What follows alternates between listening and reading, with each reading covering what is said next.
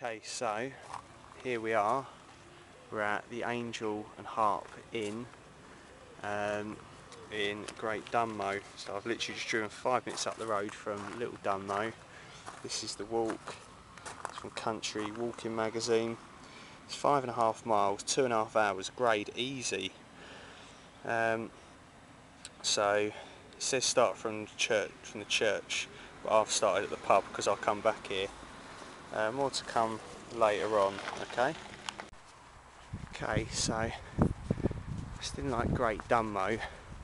Now this, if I remember correctly, is a proper blast from the past. This takes me back to my childhood here. This pond coming up.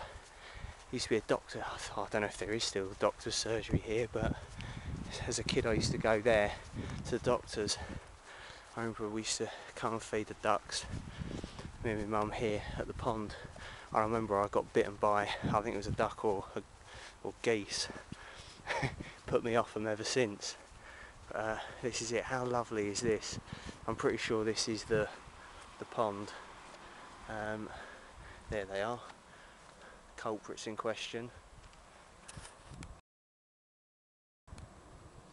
Yeah,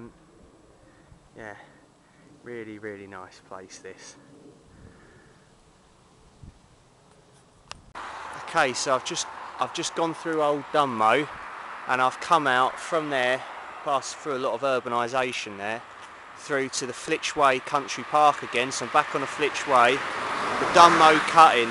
I've done this, as I say, I've done this walk before, the Flitch Way, the whole thing. Like, it says 15 miles, it's about 18, nearly 20 miles. It's an old disused railway line. I'll just carry on walking, just get out of the way of it's a bit noisy, the road. Yeah, it's an old railway line from Bishop Stortford to Braintree, and so it's basically like an arrow straight path. And yes, I'm on that section now. Okay, so I'll speak to you in a minute. So if you haven't seen my my last video of like my last walk I've done about an hour ago, that had the Flitch Way on it as well. Basically, yeah, so it's an old railway line route, this, the Flitch Way, Bishop Stortford, you know, to Braintree, and it's about 15 to 18 miles, and it last stopped altogether in 1960. So there's, yeah, a bit of history along it. It goes past Hatfield Forest, which I've walked through a couple of times as well. Yeah, so you can sort of see that these sort of really steep sides. I mean, look, I go down there, that's a big drop down there. So yeah, it's literally along a railway embankment, and then we just look at the other side, another sort of big ditch and embankment there, and then just through there, that noise, that's the road that runs sort of alongside it.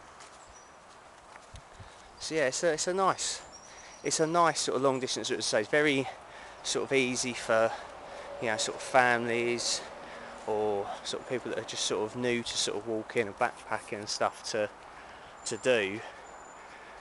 You know, it's a very sort of simple route, straight line pretty much. So easy to navigate. The path, it sort of stays like this really. It's, you know, it's nothing too difficult. So yeah, it's a good one really, and you know, you get to see quite a lot of Essex as well. You know, you walk right up, you know, it's you know, you've got quite a long sort of route across part of the county. So yeah, I definitely recommend doing it. I mean, you can do it in stages, of course, or if you want to do like I did, just get up early and just do it all in one day. It is doable.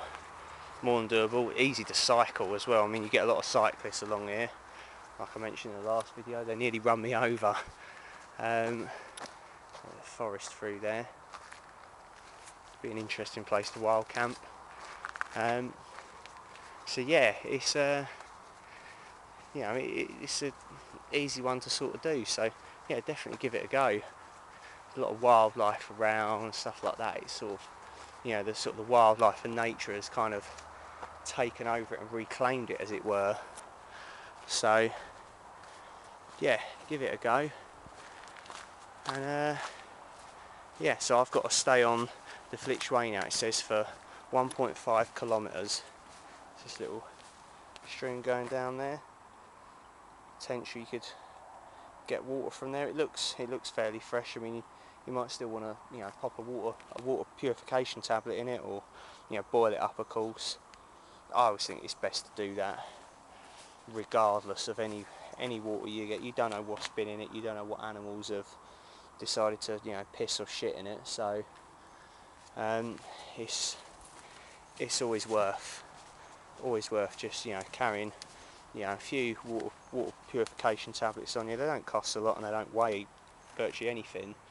And if you maybe carry a soya mini water filter, although I still managed to catch, I think it was Giardia or Cryptosporidium, I still managed to catch that from the soya, although I think it was because I didn't wash my hands, and of course the water was on my hands, the unpurified water was on my hands. So those filters, they don't get rid of everything, they get rid of the majority of stuff. So you still want to boil your water. I mean, that's gonna completely kill off any germs altogether. Of course, it's just a hassle of carrying like a little stove or something, with you, or making a fire to boil it. But I suppose it's better than being ill. Trust me, it was one of the worst things I've ever had. I caught it while I was doing the Essex Way, and I was going to stay out another night as well, and I thought, no, I'll come home. I don't live too far away, and it'll be, I can come back the next day and sort of tackle the next section. Well, I'm glad I did, because honestly, I got in, had something to eat. That's probably when I caught it, because I hadn't washed my hands. I was starving, so I just got in, ate straight away, and I think it was about 3 in the morning, I woke up, and when you get that feeling, you're like, your stomach just doesn't feel right, and I thought, that's it. And I managed to get to the toilet in time. Well, let me just say, with the gentlest of pushes, the world fell out of my arse. And it was terrifying, and then I was throwing up, so it was like, do I hover over the sink or the toilet? It was like both, so literally both ends. It was horrible. I lost about 3 kilos in weight in the space of like 24 hours. I remember I got back to the gym a couple of days time, and people were just like, blimey mate, you've lost some weight. What's your secret? I was like, oh, just catch a waterborne parasite, you'll be fine. Of course, most of it was water weight, but I felt awful. So yeah, just be careful. Always treat your water. That's, sometimes if I'm collecting water, I'll collect the water, pop a water purification tablet in it. Give it a little while, sort of half hour to 2 hours for that to dissolve and sort of purify the water as best I can. Then I might even filter it. Path's getting a little muddy here. I might filter it through the soya and then eventually boil it. If I'm using it for drinking water, you can boil it and just let it cool down. But yeah, sort of have at least 3 forms of water purification on you. So tablets, filter, and a stove or something to boil it up in. That's the safest thing.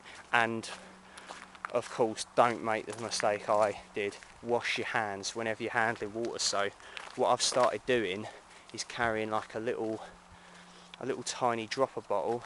There's a Flitch Way bench there. A little tiny mini dropper bottle of hand sanitizer, and I keep it in the soya mini filter. I keep it all together in it, so it reminds me, rather than having to look in my pack and go, oh yeah, wash my hands.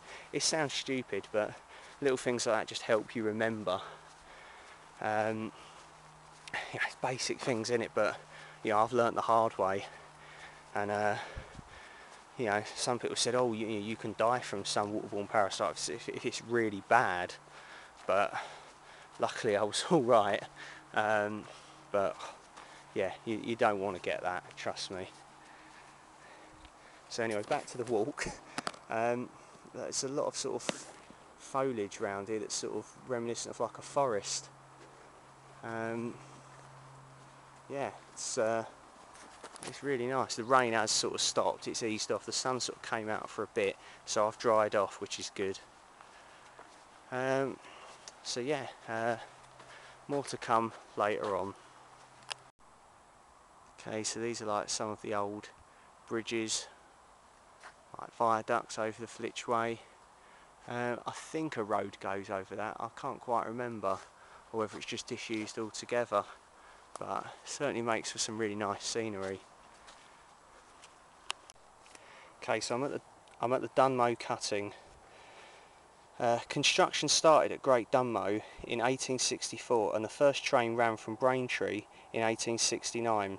Stations were built at Takeley, Dunmow, Felsted and Rain, with Easton Lodge following in 1894 at the request of the Count and Countess of Warwick. The line had 14 overbridges, 14 underbridges, cuttings and embankments and a viaduct to the east of Dunmow.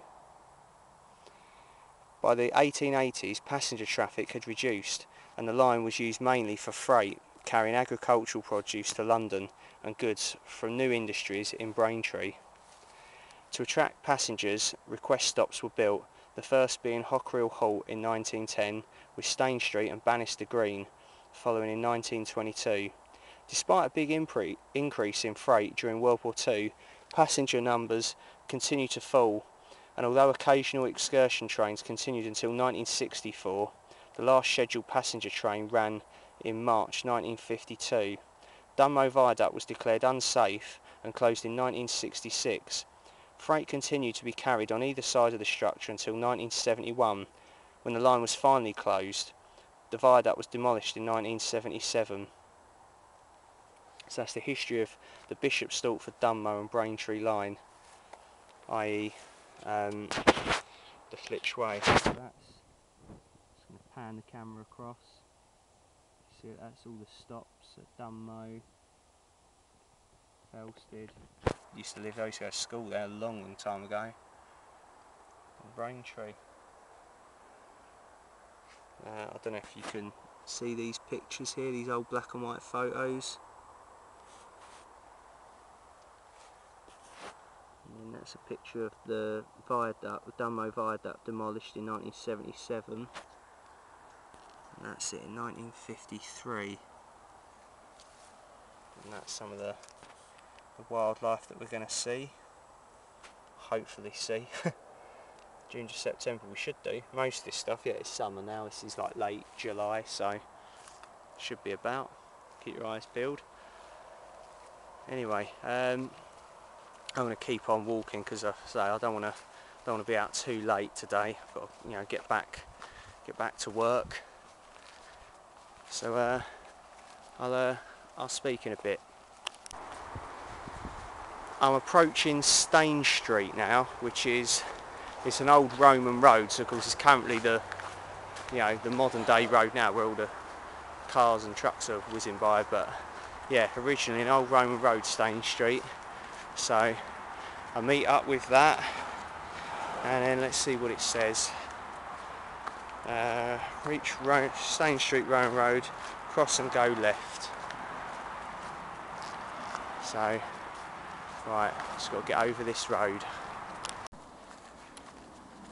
So now I'm walking along this track here, this bridleway. It says for the next 2 kilometres. And that in there, I'm just keeping this wood, it's called high wood, beside me. It looks pretty good in there for a wild camp as well. But what I'm going to do as well, just show you a new little bit of kit I got from eBay. Sort of brand new, never been used or anything. So you get it a lot cheaper, of course. And you might have heard of them. It's like a handheld, like a survival kit. It's called. It's by the Friendly Swede. This is on the carabiner there. I can't get it to focus. And yeah, it's a paracord survival grenade kit. It's shaped like a grenade. Yeah. Pharaoh, whose channel I subscribe to, watch all of his videos. Absolutely brilliant. He does a review of these, and this is the I think this is the newer one they did without like the eye knife thing in it. It's just got a little straight blade inside of it as well. I've ordered the other one as well. Got that cheap on eBay. You got like tin foil, fire tinder, a knife, a fire starter, like a fire striker, like a ferro rod. There's a fishing kit in there, a really good fishing kit apparently. Ferro really rates it. Of course, paracord. You've got alcohol pad and a needle, snare wire. There's quite a bit in it, really, so you can do quite a lot with that, and it weighs absolutely nothing. I would open it up, but as I say, I'm sort of trying to just get this walk done. I just thought I'd do it while I'm walking along, just something to do. And also, once you've opened it as well and unravelled it all, it's an absolute git to open it again. So I'm just hoping that all the stuff is in it anyway, and in like a survival situation or something where I needed something from it, hopefully it's all in there. I'm gonna trust it. It doesn't look like it's been tampered with or anything. You just unravel it at the glued ends at the bottom of the grenade. Yeah, really good little bit of kit. So I just clip that on the strap of my pack now. It goes everywhere with me on my walks and camps. So yeah, I got it really cheap, about £10 I think, which is a lot cheaper than you pay from, I think, the Friendly Swede, I think anyway. So having a look on their website, they do it all through Amazon. They do loads of different stuff, and these just caught my attention, as I say, from Pharaoh's channel. A guy called Alan out in the San Gabriels in the USA, Southern California. Really recommend checking out his channel. Loads of really good stuff. Funny as well, and yeah, I've just been following it now for sort of over a year, and a lot of like the equipment like choices that I've made I've got from him, from his sort of like advice in his videos and stuff. So I have to say thanks to him, really good stuff. I'd love to be able to go to America and sort of meet up with him, do a couple of walks and stuff. It looks amazing there. I'm sure he probably wouldn't really want to come here. There's not a lot to see. It's not quite as good. But we have a fair share of stuff, I guess. But some of it's amazing out there from what his videos show anyway. So anyway, so yeah, I'll keep on going anyway. I'm sort of about halfway through this walk now, so I haven't got too long to go, but really I want to sort of beat the estimated time, so I'll get back in plenty of time and then get to my PT client at the gym for 6:30. So yeah, I'll catch up, or you'll catch up with me later on. Okay, so we just got to these lakes just before Little Easton Manor Hamlet. It's really nice here. It sort of looked like someone's garden at first. I was a little bit unsure whether we can go through it, but it seems okay. I'm really tempted to stop here and have a quick bite to eat, and then carry on. Look at this, amazing. The weather's turning out alright as well now. The sun's sort of trying to come out. Seen a lot of wildlife on this walk as well. We've seen ducks, geese, rabbits, hares, a fox. Some more geese over there. See if I can zoom in.